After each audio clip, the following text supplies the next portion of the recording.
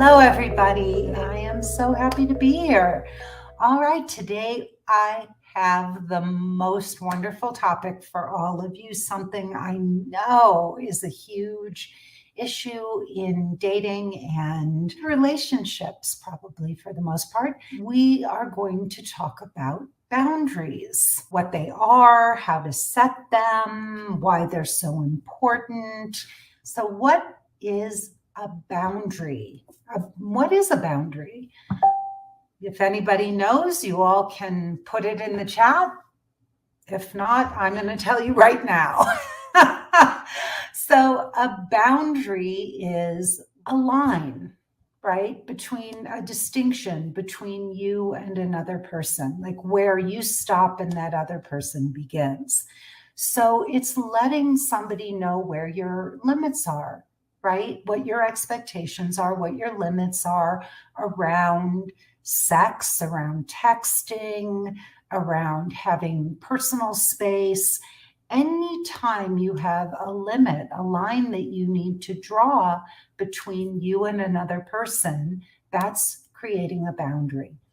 And what is so important about effectively creating boundaries is that you need to let other people know where your boundaries are. You cannot expect that they are using the same playbook in life as you are. Some people love a lot of texting. Some people like no texting at all. Some people need a guy to confirm a date ahead of time. And other people just know that if a date has been arranged, if that's been set up, then they trust that the person is going to follow through, that they're going to be there, and that it doesn't require any more communication. For example, I didn't grow up in the texting era, so I am not a big fan of text. It's not something I love. I prefer, face-to-face interaction. And to be honest, I actually find it annoying when I'm working, I'm going about my day. And even when friends and other people are texting, it means that I have to shift my focus from whatever I'm doing. And then I'm stuck sometimes in the middle of a texting thread waiting for someone to respond. And, it's disruptive to me. So I am not a huge fan of texting. I also feel or see that many people want a lot of texts and constant communication because it feeds their insecurity and it makes them feel like they are connected when they're maybe not really connected. So we've become so used to having a lot of texting and a lot of communication, and yet then you go on the date and it's not even like there's any real basis for any kind of relationship. And yet many people going into a first date have had all kinds of texting and messaging and, FaceTiming and all kinds of stuff.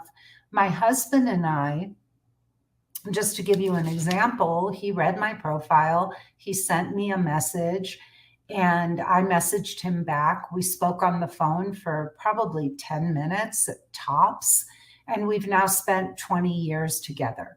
So there are no hard and fast rules with any of these things. It's just what works for you. And in order to get your needs met, in order to have somebody, who's going to be able to give you what you need, you have to learn how to ask for that. You have to learn healthy boundary setting. So one of the big mistakes that many of us make is that we operate under the assumption that there are certain rules, that there are certain unwritten rules that other people should know, and that these things in our playbook, they are the correct way to do it. And so somebody else may have a completely different playbook. I was a student of Don Miguel Ruiz, And when I studied with Miguel, he said a lot of great things, but one of the things that really stood out for me that he said to us was that everybody has a different rule book. There's the rule book according to Lisa, there's the rule book according to Rebecca, there's the rule book according to whomever, and you have to communicate your boundaries to someone else because you cannot expect that they will have the same rule book. So for me, it may say, on page 375, a man should call a woman before a date to confirm or send a text so that she knows that they're on. But in his book, it may be that he made a commitment. He's a man of his word, and it's on his calendar. He's going to show up at the appointed time, and it's not necessary to send a confirmation. So if I were going to have a boundary with that, I might say, hey, Mark, would you be kind enough to confirm our date the day before? I've had some other situations where some men didn't follow through. I showed up for the date and they didn't. And so it would really give me some peace of mind if you could just shoot me a text and let me know that we're on for our date. So I don't have to worry. That is setting a boundary. You're being kind. So how do we set a boundary? How do we do this in a healthy way? You want to not make assumptions. You don't want to shame somebody. You don't want to state something in the negative. You want to ask for what you want to need, and you want to do it in a positive and inviting way. So one thing I know about men is that if a man is really into you, if he really, really likes you, then he wants to get in your good graces. He wants to please you. He wants to make you happy. He wants to do things that will ingratiate you to him, right? By honoring your requests and so forth.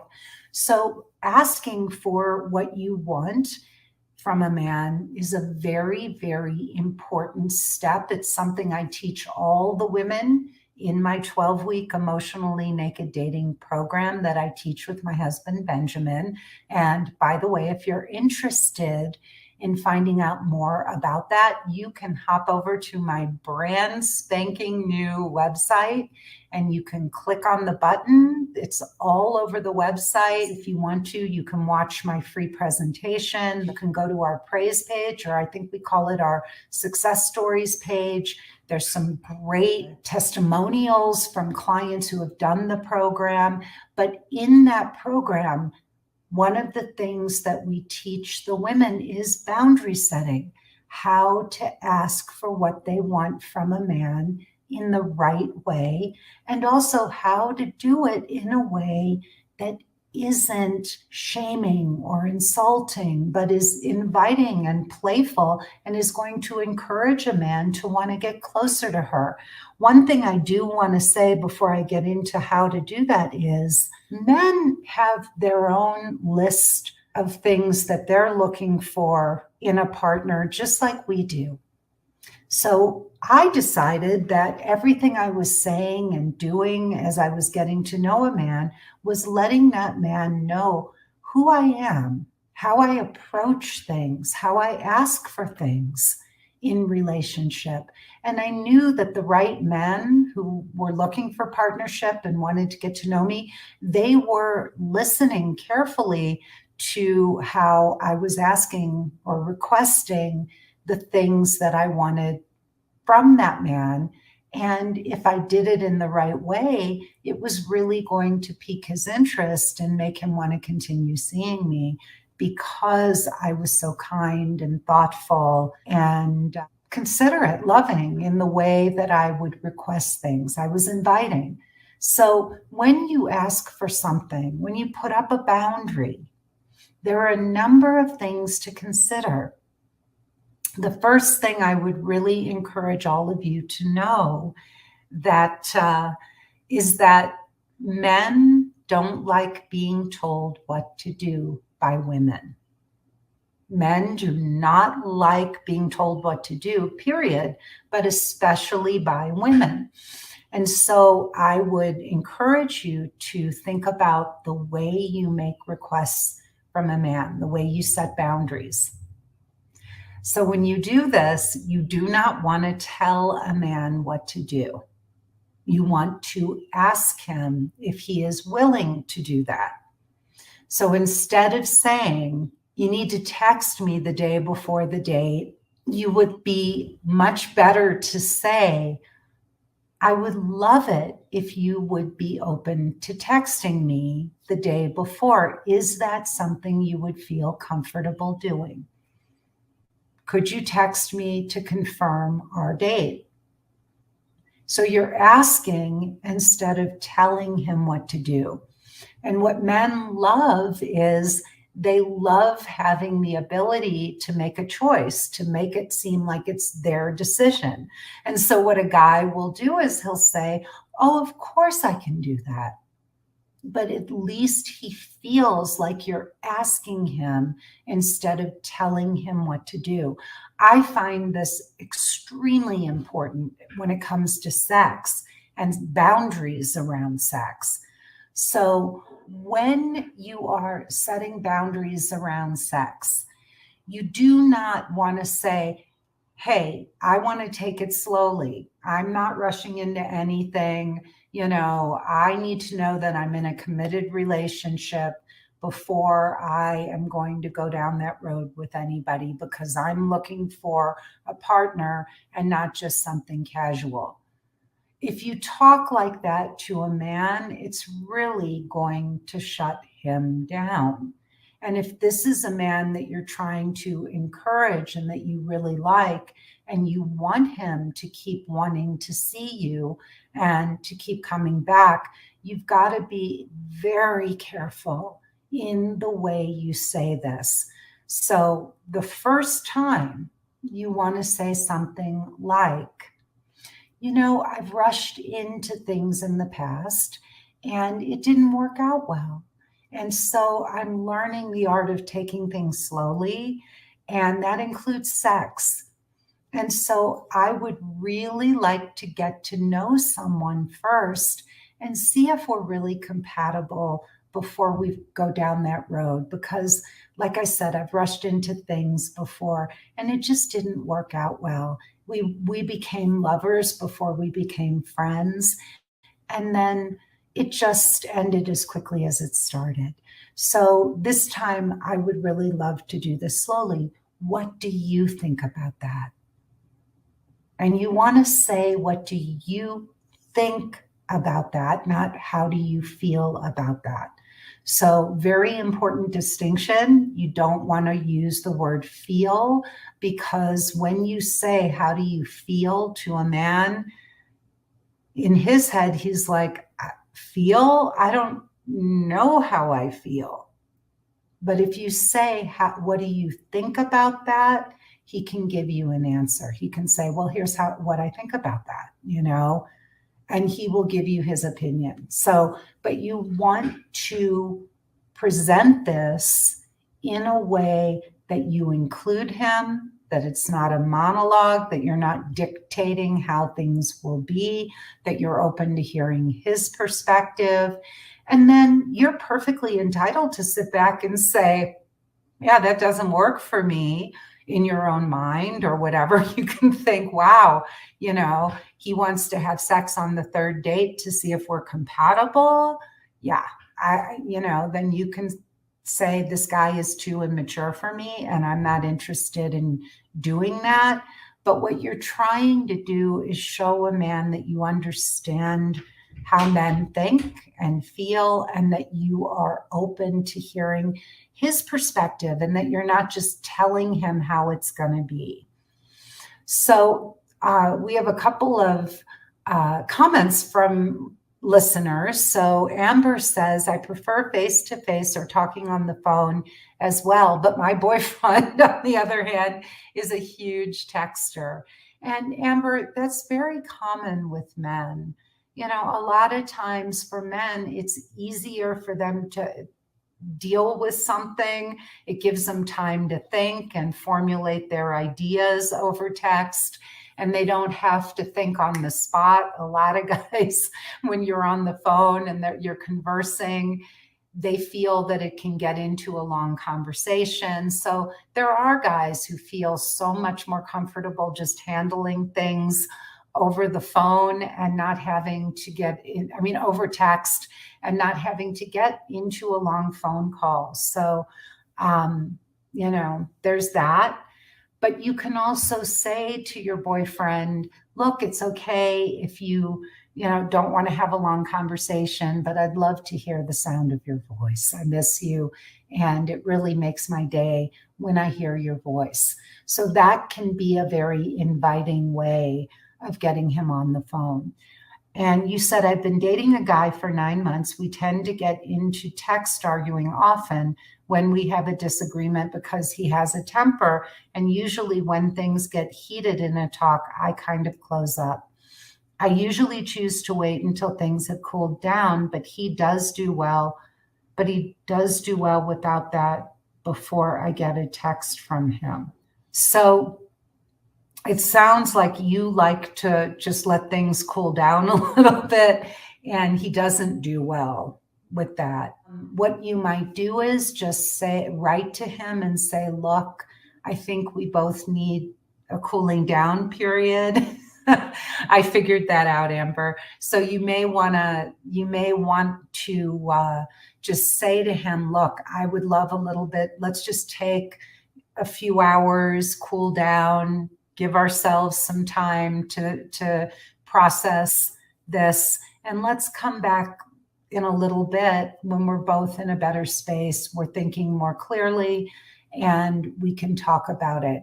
So John Gottman, from the Gottman Center, he says that it can take, I believe it's 30 minutes all the way up to 2 hours for a person to be able to cool off after there's been an argument.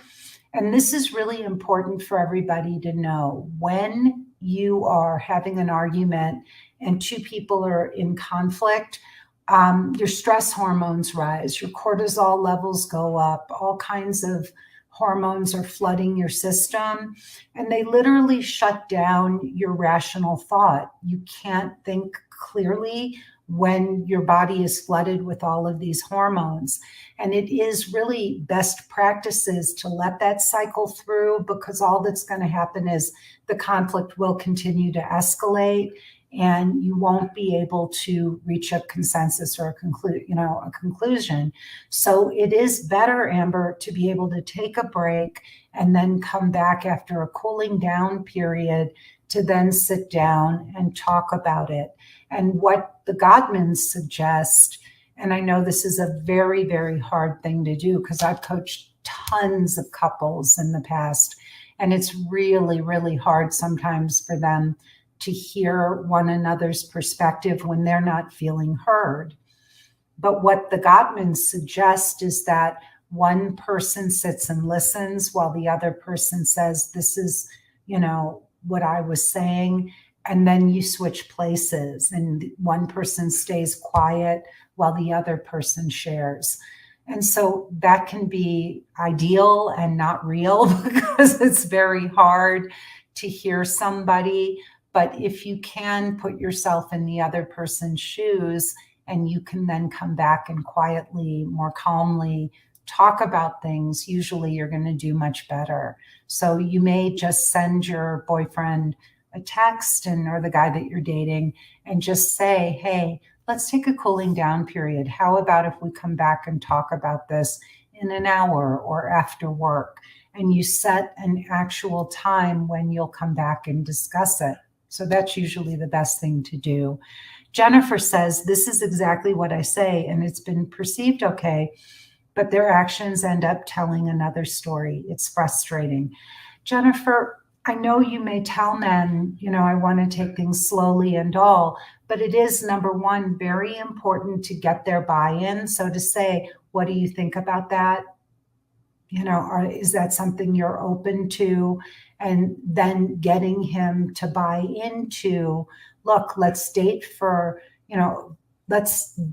and get to know each other. And once we've decided that we're in an exclusive relationship, we can look at, having a deeper sexual connection.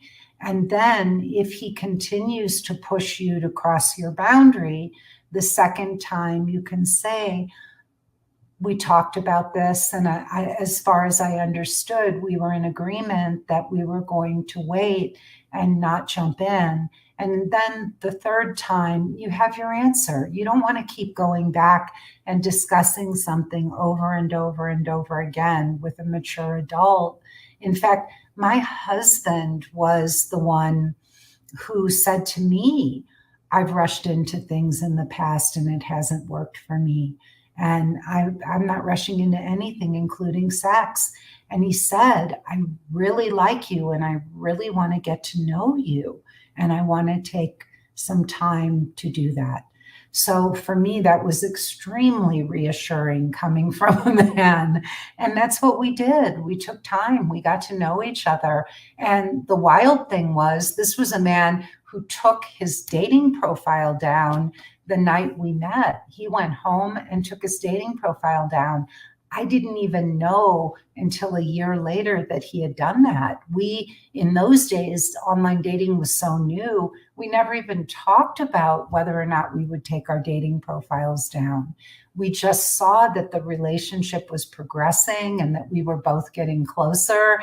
The trust was building. And we weren't interested in dating other people, but that was a different day and time. And he was the one who said it to me. Amber writes, it's a trauma response for me to shut down because I was raised in a home with yelling parents. And before I sit and argue, I will hang up the phone and that triggers him. So he starts texting. Amber, I just think, the right thing to do is just to say, I feel a trauma response when there's conflict. And so I need a little time to cool off before I can come back and finish this discussion. Can you please give me an hour, or can we please discuss this tonight after work? I would really appreciate it if you could do that for me. And so sometimes that's all you can do is ask for that. If your partner isn't willing to give it to you, and if it's causing stress on the relationship and he's not respecting your boundary or your boundaries, then that's where counseling and coaching and therapy come in to help couples deal with things like this so that they don't keep creating more harm and sabotaging the relationship. So sometimes you need outside help to be able to navigate those things. And it's not uncommon to do that. You also may want to read the book, the Gottman book. It's called The 7 Principles That Make a Marriage Work, I believe.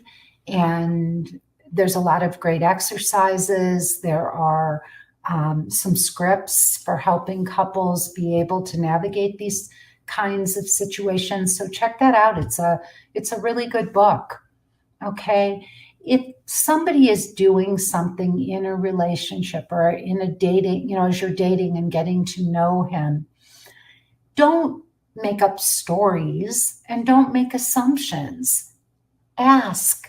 Just have a conversation. If someone seems to be crossing a boundary with you, one of the biggest mistakes I see people making is that they are so quick to cut someone off when a simple conversation could have done the trick. I have a story from years and years ago with a client who she was really cute. She couldn't get to a second date. And I thought when I first started coaching her that it was the men that weren't asking her out on a second date. And as we started coaching, I found out that she was the one who was finding reasons not to want to go on second dates with all of these guys. So she met a guy, a really cute guy from Great Britain, and She really liked him. And they went on a first date. And then she came in, we were for a coaching session. And I said to her, I said, well, are you going to go on a second date with him? And she said, no, I'm not. And I said, well, why not? It sounds like you really liked him. And she said, yeah, I did. And I said, well, what happened? And she said, well, he corrected my English several times on the date. And first of all, that would feel awkward to anybody, right? If somebody was correcting your English, I don't blame her. That would feel inside kind of rude. But I said, look, you really like him. You told me he's cute. There were so many things, positive things about the date. And I said, look, why don't you, just for the sake of the work that we're doing together, why don't you talk to him about it? And I gave her, there's a process, where I look at a conversation like growing a garden, where you're planting seeds, you're watering the seeds, and then you're sitting back and you're seeing what grows. And so I said, look, let's treat this like you're planting a garden. You're going to create a boundary here with him, and you're going to go to him and have a conversation about this. So I said, this is what you'll do.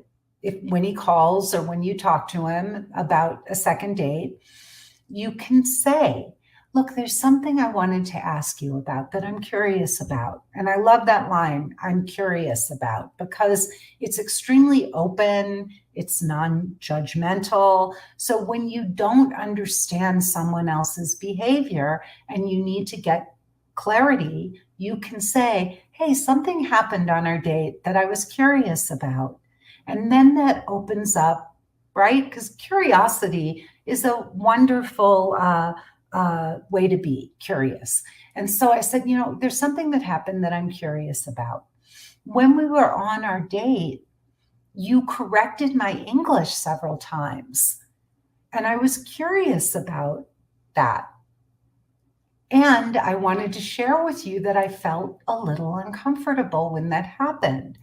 So she did this and she sat back and he was mortified. And he said, oh my God, did I do that? He wasn't even conscious of the fact that he was doing it. And she said, well, actually you did.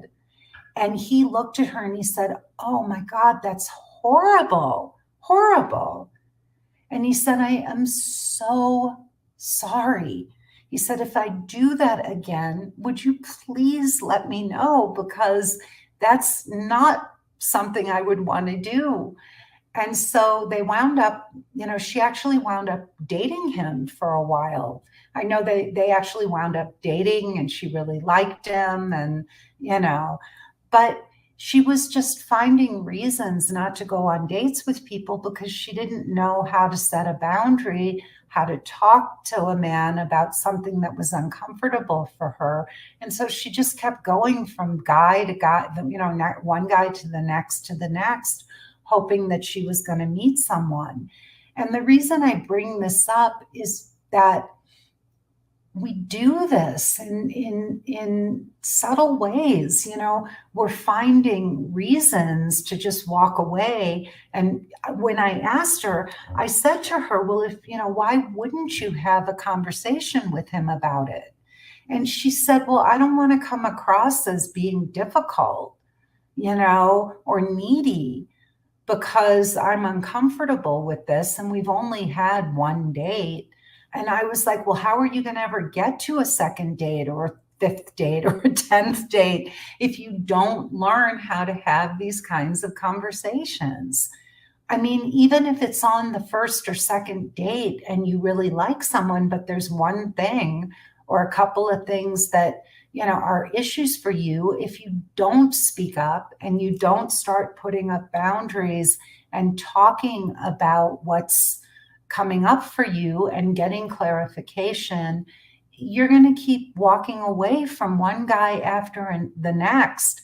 And this is where we really fall into the trap of being seduced by love bombers and players, because they ooze charm and they seem so into us and they're so confident. And, they blow these other guys out of the water. And so we fall for the seduction of these really, these guys that come on so strong, but these really nice guys who may make an innocent mistake here and there, who don't just blow us out of the water quickly. It doesn't, we wind up falling for those guys because these other guys, they don't sweep us away with all their seductive tricks and their love bombing. So be careful, because you're probably passing on some really great guys and you don't even know it. So Amber is asking, I know none of us are perfect, but at what point do you acknowledge the red flags? After being burnt and hurt before, it is scary and no one wants to date a project, right? Well, Amber, I think it's, to me, it's pretty simple.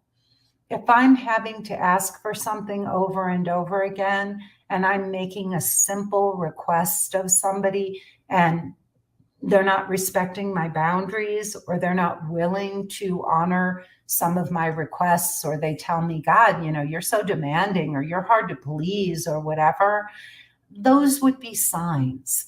Because a man, if you make a reasonable request, most grown adult men who really like you and want to get to know you, they're going to honor those requests and follow through, especially at the very beginning. So, they're going to want to make you happy. They're going to want to show you that show interest and that they want to please you, because they want to get to know you and they want to get in your good graces. But I think what happens is a lot of women want to teach men, or they want to school them, or they want to have these conversations over and over and over again. And it just doesn't work, And I can understand, like, if I went to a guy and I said, look, I really love texts and would love it if we could text more.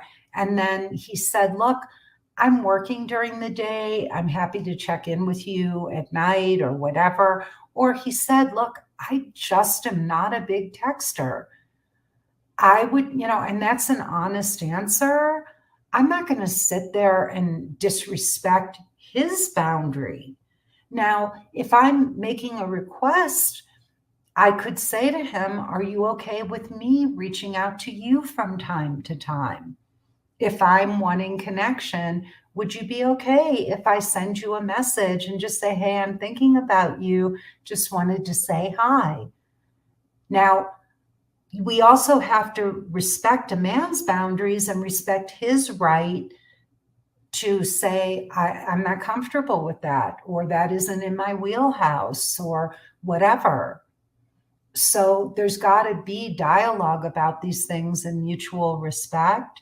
But if a man is making promises and saying, yes, I can do that, and not following through, then you have your answer. Then, it's better for him to say no, or I'm not comfortable doing that, than to make a promise and then not deliver on it. So what would have happened is, if you ignore red flags and you keep hitting up against the same wall over and over again, and you keep staying in a relationship and beating your head against that wall and allowing yourself to keep feeling badly or unheard or unseen, that's on you. And I actually learned how to draw very clear lines. If I give my word for something, I do it. If I say I'm going to do something, then I follow through on it. And I think any grown adult can do that. My husband doesn't have to ask me something more than once.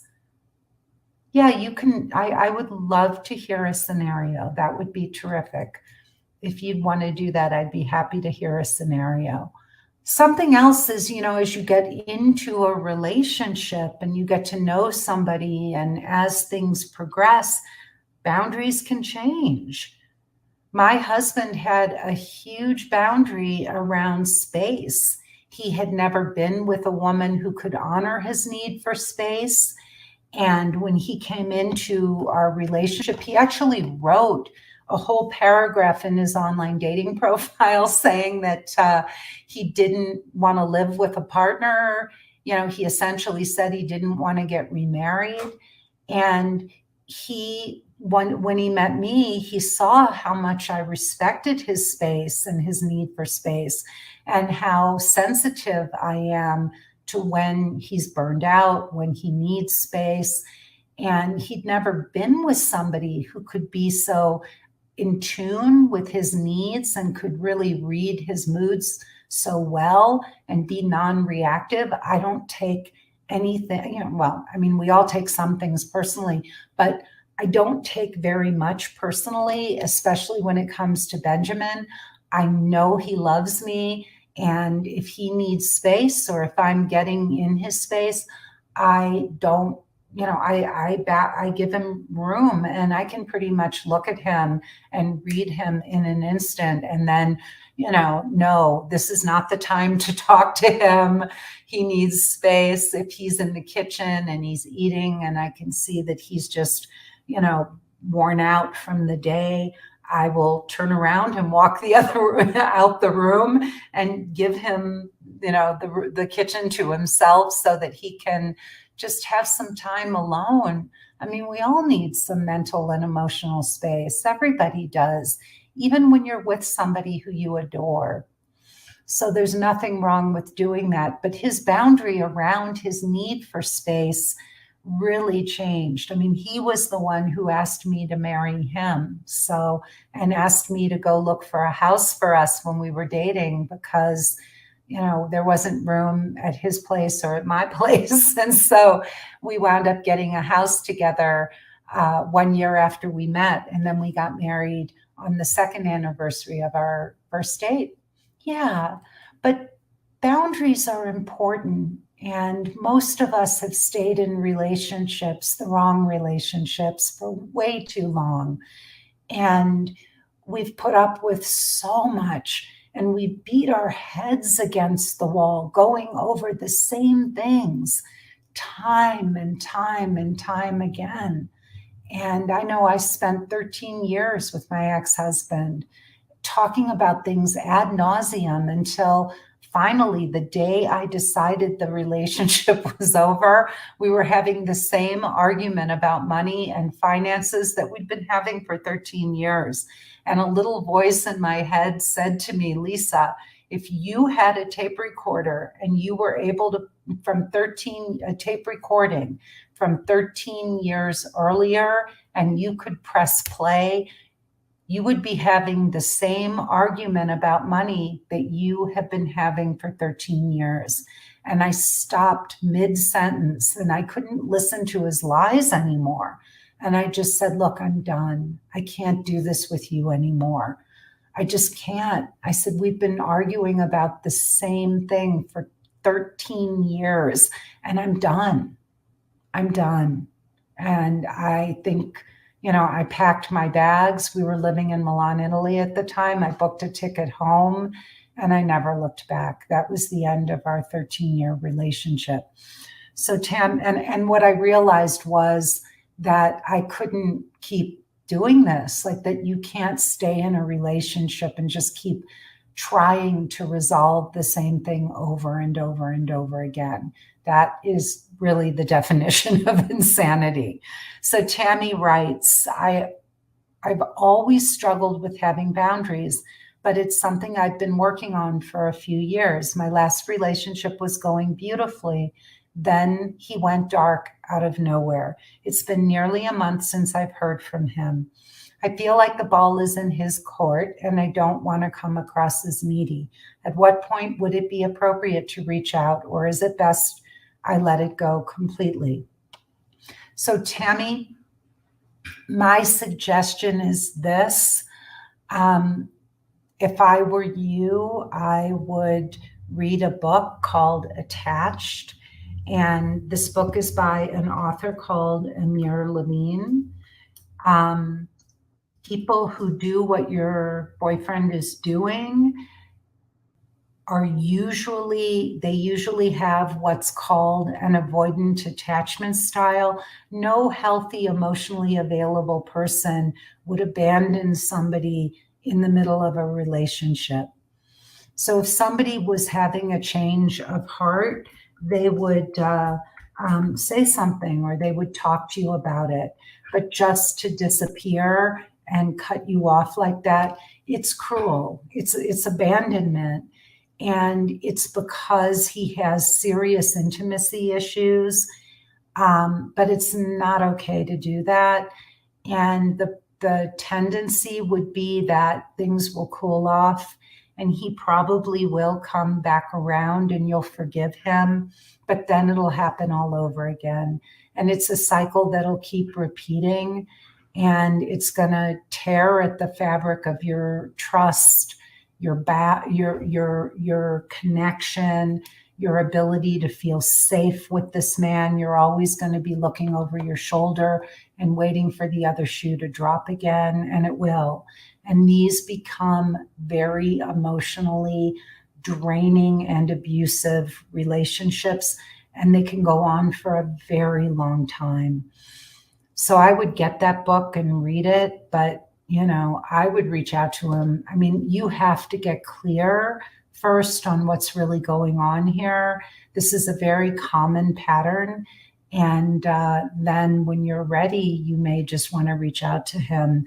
And I advise my clients to end these relationships because they don't work out. They don't. So Amber says, I replied and told him why I hang up. And his response was out of emotion, of course, that he kept going on about how I should call him or he's not going to call me back ever. I basically went to bed because it was late. Now, don't get me wrong.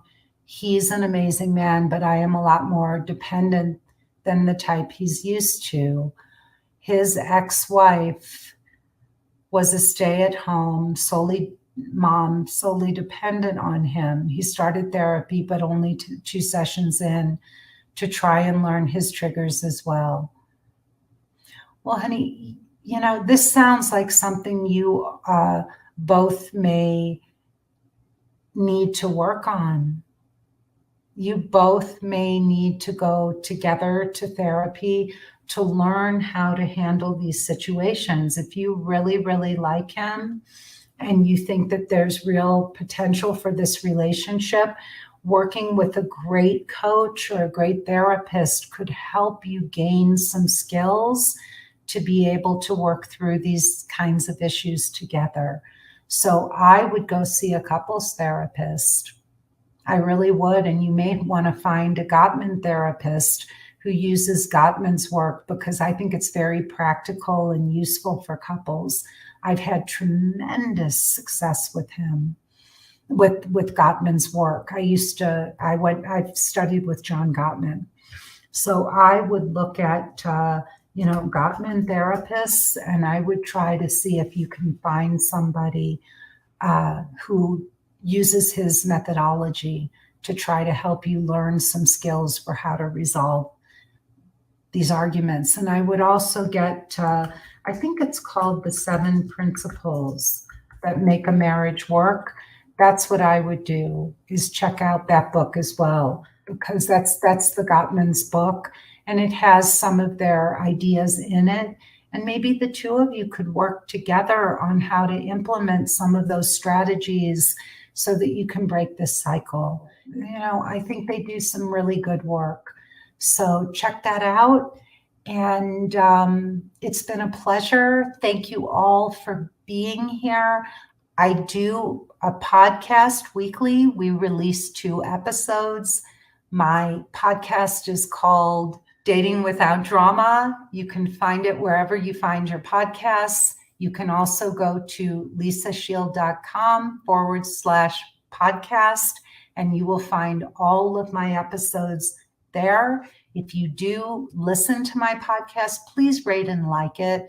It really helps us out a lot. You can also tell your friends, your boyfriends, your sisters, your mother, your nieces and nephews and your father, your uncles about the podcast. The second episode I do this one, Lunch with Lisa. The second episode we release is called Getting Inside the Right Male Mind. That's with my husband, Benjamin, who I think is the bomb.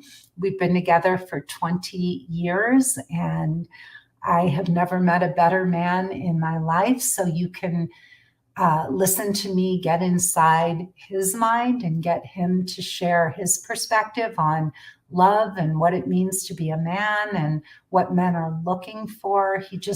He talks about these subjects in a way that I've never heard any man express himself. So please tune into that. And also go to YouTube and like my YouTube channel. And finally, you can send us your suggestions if you have questions or topics you'd like me to discuss either on this broadcast or on Getting Inside the Right Male Mind. You can send those to podcast@lisashield.com. And then finally, if you have any interest in just getting our help to find the guardian of your soul now, and you're ready to stop wasting time trying to figure this out on your own, then please stay to the end of that presentation. There is a link where you can book a breakthrough call with me or a member of my team. We will jump on the phone and discuss with you how we can help you get this solved in just 12 weeks. In 12 weeks, imagine being able to Meet My Soulmate off your to-do list.